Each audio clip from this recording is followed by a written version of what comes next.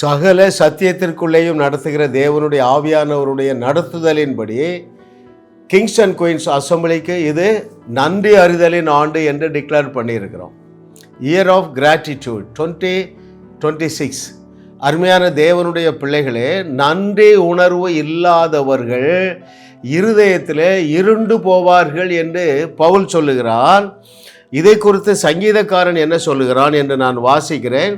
சங்கீதம் 106, 21, 22, 23. இஸ்ரவேலர்கள் வனாந்திரத்திலே மாண்டு போனதற்கு காரணம் அவர்கிட்ட உணர்வு இல்லை, இருதயம் இருண்டு போயிருந்தது. ஏன்? தேவன் அவர்களுக்கு செய்த நன்மைகளுக்காக அவர்கள் தேவனுக்கு நன்றி சொல்லவில்லை. அதை நான் வாசிக்கட்டுமா? 106வது சங்கீதம் 21வது வசனம். எகிப்திலே பெரிய கிரியைகளையும் காமின் தேசத்திலே அதிசயங்களையும் சிவந்த சமுத்திர தண்டையிலே பயங்கரமானவைகளையும் செய்தவராகிய 22வது வசனம். தங்கள் இரட்சகரான தேவனை மறந்தார்கள். 23. ஆகையால் அவர்களை நாசம் பண்ணுவேன் என்றார். அப்பொழுது அவரால் தெரிந்து கொள்ளப்பட்ட மோசே அவர்களை அவர் அழிக்காதபடிக்கு அவருடைய உக்கிரத்தை ஆற்றும் பொருட்டு அவருக்கு முன்பாக திறப்பின் வாசலிலே நின்றான் என்று சொல்லி வாசிக்கிறோம். அருமையானவர்களே, நீங்கள் தேவன் உங்களுக்கு செய்திருக்கிற நன்மைகளை ஒவ்வொரு நாளும் நினைவு கூர்ந்து நன்றி சொல்லும் பொழுது உங்களுடைய இருதயம் எப்பொழுதுமே தேவ நன்மைகளினால் நிரப்பப்பட்டு இருக்கும். அது என்ன செய்யும்? நம்ப முடியாத சூழ்நிலையிலும் தேவனுடைய வார்த்தையை நம்பும். விளைவு என்ன? தேவனுடைய நன்மைகளை எஃபர்ட்லெஸ்ஸாக பெற்று அனுபவிப்பீர்கள். அருமையானவர்களே, ஆமென். இன்றைக்கு தேவன் நமக்கு தந்திருக்கிற அந்த 10 நாடி நரம்பெல்லாம் நன்றி உணர்வு என்கிற தலைப்பிலே 5வது எபிசோடு என்னவென்றால் உயிர் மாற்றம். தேவன் தம்முடைய பிள்ளைகள் ஒவ்வொருவருக்கும் உயிர் மாற்றத்தை கொடுத்திருக்கிறார். எனவே நாம் அவருக்கு நன்றி சொல்ல போகிறோம். அதை குறித்து நாம் வாசிப்போம். தேவனுடைய பிள்ளைகள் யாவரும் புதிய மனுஷனாக்கப்பட்டு இருக்கிறோம் என்கிற உணர்வு நம்ம எல்லாருக்கும் வேணுங்க. சரிங்களா? It's very important. இன்னும் ஒரு விதத்தில் சொன்னால் புதிய மனுஷன் என்றால் யார்? அதை வாசிக்கிறேன் உங்களுக்கு. 2 கொரிந்தியர் 5வது அதிகாரம் 17வது வசனம். 2 கொரிந்தியர் 5:17. இப்படி இருக்க ஒருவன் கிறிஸ்துவுக்குள் இருந்தால் புது சிருஷ்டியாக இருக்கிறான், பழையவைகள் ஒளிந்து போயின, எல்லாம் புதிதாயிற்று. ரைட்? புது சிருஷ்டி என்றால் என்ன தெரியுமா? இயேசுவை போல இயற்கைக்கு அப்பாற்பட்டவனாக மாறிவிட்டான். அவ்வளோதாங்க. அந்த புது சிருஷ்டிக்கு எதெல்லாம் உண்டு தெரியுமா? மனித அறிவு கெட்டாத சமாதானம், மனித அறிவு கெட்டாத சூப்பர் நேச்சுரல் பவர். ஆமென். அவனுக்கு வியாதி இல்லை, விரக்தி இல்லை, விபத்து இல்லை, விக்கினங்கள் இல்லை. யாரை போல? அருமையான தேவனுடைய பிள்ளைகளே, நாம் இயேசு கிறிஸ்துவை போல இருக்கிறோம். 1 யோவான் 4:17 யோவான் எழுதுகிறார் பாருங்கள், அவர் இருக்கிற பிரகாரமாக நாமும் இந்த பூமியில இருக்கிறோம். அதுதான் புது சிருஷ்டி. அருமையானவர்களே, ஆமென். இதை குறித்து இன்னும் பவுலுக்கு இன்னொரு லெவல் ரெவலேஷன் பாருங்க. கொலோசியர் 3:10, கொலோசையர் 3:10 தன்னை சிருஷ்டித்தவருடைய சாயலுக்கு ஒப்பாய் பூரண அறிவடையும்படி புதிதாக்கப்பட்ட புதிய மனுஷனை தரித்து கொண்டு இருக்கிறீர்களே. தரித்து கொள்ளுங்கள் என்று சொல்லவில்லை. That's very important. ஒருவன் கிறிஸ்துவுக்குள் இருந்தால் புது சிருஷ்டியா இருப்பான் என்று சொல்லல, இருக்கிறான். இங்க என்ன சொல்றாரு? தரித்து கொண்டு இருக்கிறீர்களே. புதிய மனுஷனை we have put on the new man. ஹல்லேலூயா. அந்த உயிர் மாற்றம் அடைந்திருக்குது பாருங்க. அதற்காக உங்கள் நாடி நரம்பெல்லாம் நன்றி சொல்லட்டுங்க. ஹல்லேலூயா.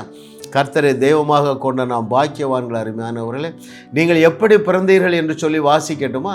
நீங்கள் மறுபடி பிறந்த பொழுது நீங்கள் மனிதர்களாக பிறக்கும்படியாக உங்கள் பெற்றோருடைய வித்தினாலே நீங்கள் பிறக்கவில்லை என்று பவுல் சொல்லலைங்க, இயேசு சொல்லுகிறார். யோவான் எழுதின சுவிசேஷம் 1வது அதிகாரம் 13வது வசனத்திலே அவர்கள் இரத்தத்தினாலாவது மாம்ச சித்தத்தினாலாவது புருஷனுடைய சித்தத்தினாலாவது பிறவாமல் தேவனாலே பிறந்தவர்கள். அருமையான புது சிருஷ்டிகளே, தேவன் இந்த 2026வது வருஷத்தின் துவக்கத்திலே உங்களோடு தெளிவாக பேசுகிறார்.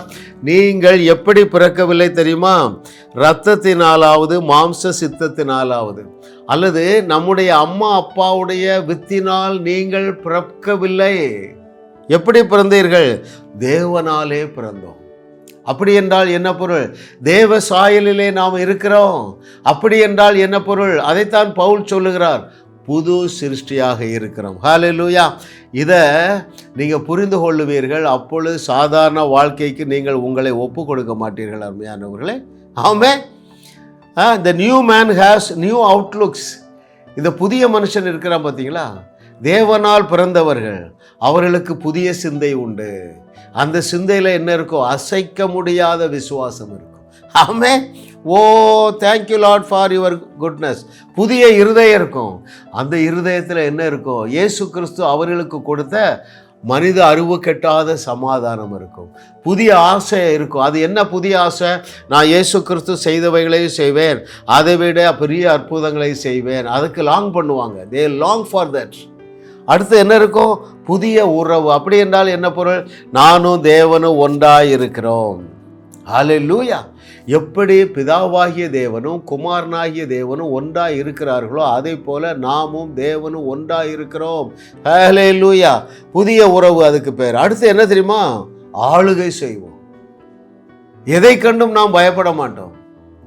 சிங்கம் வந்தாலும் பயப்பட மாட்டோம், கரடி வந்தாலும் பயப்பட மாட்டோம், ராட்சதன் வந்தாலும் பயப்பட மாட்டோம். அருமையானவர்களை, உயிர் மாற்றம் அடைந்திருக்கிறீர்கள். அதற்காக எப்பொழுதும் நன்றி உணர்வு உள்ளவர்களாக நீங்கள் இருங்கள். அருமையானவர்களே, hallelujah. Oh thank you lord for your goodness. பழைய குற்ற உணர்வு போயிட்டுங்க.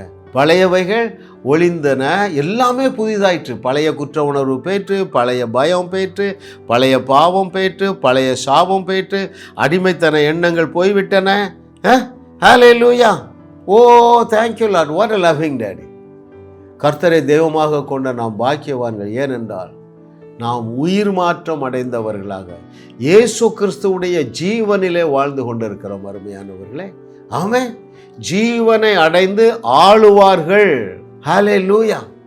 இதற்காகவே தேவன் உங்களை என்னோடு இணைத்திருக்கிறார். அருமையானவர்களே, இது எப்பொழுது சாத்தியமாகும்? அதுதான் முக்கியம். எப்பொழுது சாத்தியமாகும்?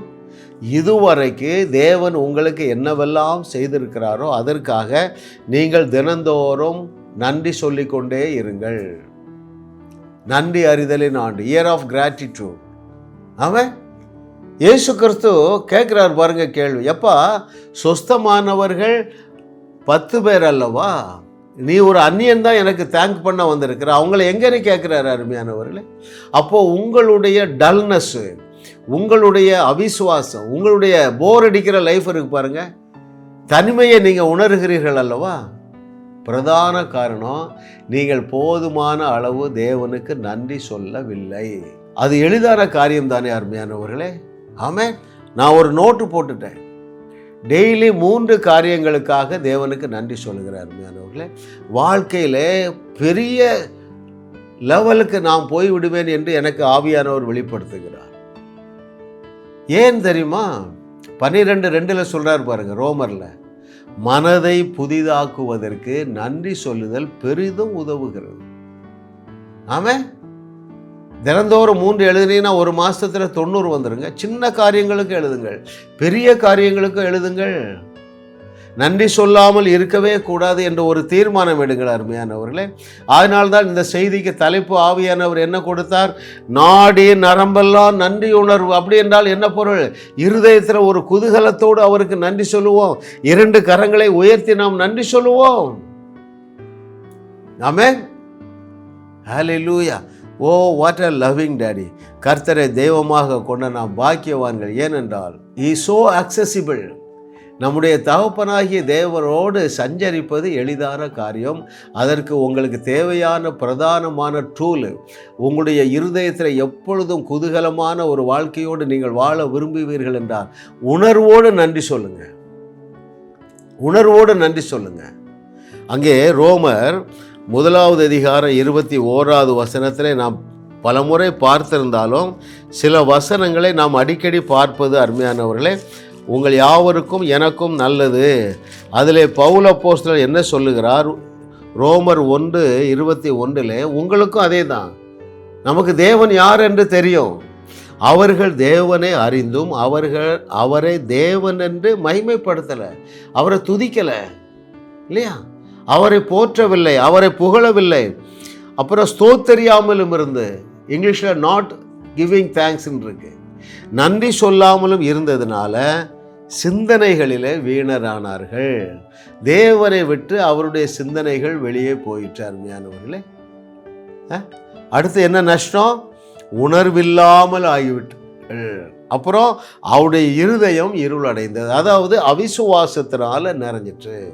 பாருங்கள், எனக்கு தினந்தோறும் தொலைபேசி வருகிறது, ஆஸ்பத்திரியிலேருந்து கூப்பிடுறாங்க, பிரதர் ஜெபம் பண்ணுங்க, எங்கள் அப்பாவுக்கு லங்ஸ் வேலை செய்யலை, ஹார்ட்டு அட்டாக்கு, கார்டியோ அரெஸ்ட்டு, தினந்தோறும் ஃபோன் வருதுங்க. நாம் எவ்வளவு பத்திரமாக இருக்கிறோம் அருமையானவர்களே. நான் ஒன்றை சொல்லட்டுமா? இந்த கார்டியோ அரெஸ்ட்லேருந்து வெளியே வர வேண்டுமென்றால், இந்த லங்ஸ் ப்ராப்ளத்திலிருந்து வெளியே வர வேண்டுமென்றால், உங்களுடைய சுகர் லெவல் நார்மலாக இருக்க வேண்டுமென்றால் நன்றி சொல்லுவதை இன்க்ரீஸ் பண்ணுங்க. அல்லேலூயா. அதற்காக தான் தேவன் இந்த பேரை தந்திருக்கிறார். நாடி நரம்பெல்லாம் நன்றி உணர்வு 24/7. படுக்கும்போது கண்டிப்பாக சொல்லுங்கள், இந்த பகல் முழுவதும் என்னை பாதுகாத்தீரே ஆண்டவரே, இந்த நபரை சந்திக்க எனக்கு அவர் கண்களில் தயவு கிடைத்தது ஆண்டவரே, நன்றி ஆண்டவரே. இப்போ நான் படுக்கிறதுக்கு நல்ல பெட்டு இருக்க, நான் படுத்த நல்ல தூக்கம் வருது, தலையணை இருக்குத, லகுவான வழி. அருமையானவர்களே, தேவனுடைய இருதயத்தில் இடம் பிடித்து உங்களுடைய இருதயத்தில் நல்ல ஒரு உணர்வுள்ள, ஒரு குதூகலமான, ஒரு விசுவாசம் நிறைந்த வாழ்க்கை வாழுவத வேண்டுமென்றால் நீங்கள் நன்றி சொல்லுவதை கல்ச்சர் ஆக்கி கொள்ளுங்கள். ஆமாம், அந்நிய பாஷை கண்டிப்பாக பேசுங்க, அதோடு சேர்த்து நன்றி சொல்லுங்க. ஆமாம். Thank you master for your goodness. மிக முக்கியமான உபதேசத்தை ஆவியானவர் நமக்கு தந்து கொண்டு இருக்கிறார். ஹல்லேலூயா, ஹல்லேலூயா. அப்போது முதலாவது நீங்கள் அறிந்து கொள்ள வேண்டியது, நாம் புதிய மனுஷனாக இருக்கிறோம், அதாவது உயிர் மாற்றம் அடைந்திருக்கிறோம் என்கிற உணர்வோடு அவருக்கு நன்றி சொல்லுங்கள். அப்பொழுது நீங்கள் இப்பொழுது வாழுகிற ஒரு சாதாரண வாழ்க்கையை வாழ மாட்டீர்கள். எழுதப்பட்டுள்ள எல்லா நன்மைகளினாலும் நீங்கள் நிரப்பப்பட்டு தேவனுக்கு சாட்சியும் மகிழ்ச்சியும் கீர்த்தியுமாக வாழுவீர்கள். ஜாஸ் மினிஸ்ட்ரி செய்திகள் மூலமாக நீங்கள் ஆசீர்வதிக்கப்பட்டிருக்கிறீர்கள். நீங்கள் இந்த ஊழியத்தோடு கைகோர்க்கும்படியாக உங்களை அழைக்கிறோம். நீங்கள் காணிக்கை விதைக்கக்கூடிய நல்ல நிலமாக ஜாஸ் மினிஸ்ட்ரிஸ் இருக்கிறது. விசுவாசத்தோடு உற்சாகமாக பெருக விதையுங்கள். தேவன் உங்களை 1000 மடங்கு பெருக செய்வார்.